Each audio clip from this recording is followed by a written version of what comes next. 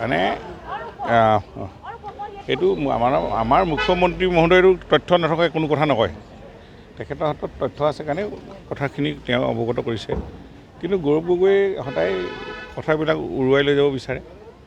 তেখেতে কোনো তথ্য নোহোৱাকৈ কথা কয়, আমি ৰাইজে দেখি আছোঁ। গতিকেলৈ এইবিলাক ক্ষেত্ৰত আমি বিশেষ কোনো মন্তব্য দিবলৈ নাযাওঁ। কিন্তু আমাৰ মুখ্যমন্ত্ৰী মহোদয়ে যিখিনি কৈছে সেইখিনি তথ্য সহকাৰে কৈছে, মোৰ সেইটোৱে আমাৰ দৃঢ় বিশ্বাস আছে। আৰু গৌৰৱ গগৈ এতিয়া যিটো তেওঁ ক্ৰমান্বয়ে জনপ্ৰিয়তা হ্ৰাস হ'বলৈ গৈ আছে যোৰহাট লোকসভাত, সেইটোত তেওঁ শংকিত হৈছে আৰু সেইকাৰণে তেওঁ কিছু কথা আবোল তাবোলো বকিছে।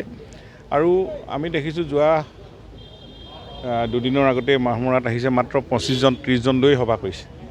ক'ৰবাত নামঘৰত গৈছে 20জন, তেওঁ লগতে 30জন আহে আৰু স্থানীয় ৰাইজ 15-20জন হৈ 25জনলৈকেহে আমি দেখিবলৈ পালোঁ।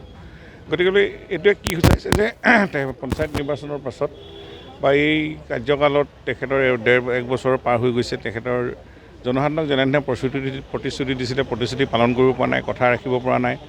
আৰু তেওঁক ৰাইজে যি ইচ্ছাৰে ভোট দিছিল সেইটো যে আৱেগত দিলে, এই কথাবিলাকেই প্ৰমাণ হৈছে। গতিকেলৈ তেওঁ এতিয়া তেওঁৰ সেই আৰু আগৰ মেজিক নাই। যদিও তেখেতে প্ৰদেশ কংগ্ৰেছৰ সভাপতি হৈছে আৰু সভাপতি হিচাপে তেখেতে যেনেধৰণে আগবঢ়াই নিব লাগে দলটোক, মই ভাবিছোঁ তেখেতে ব্যৰ্থ হ'ব। আৰু ইয়াৰ প্ৰতিচ্ছবি গাঁৱে ভূঞে আমি এই দুদিনতে দেখিবলৈ পালোঁ।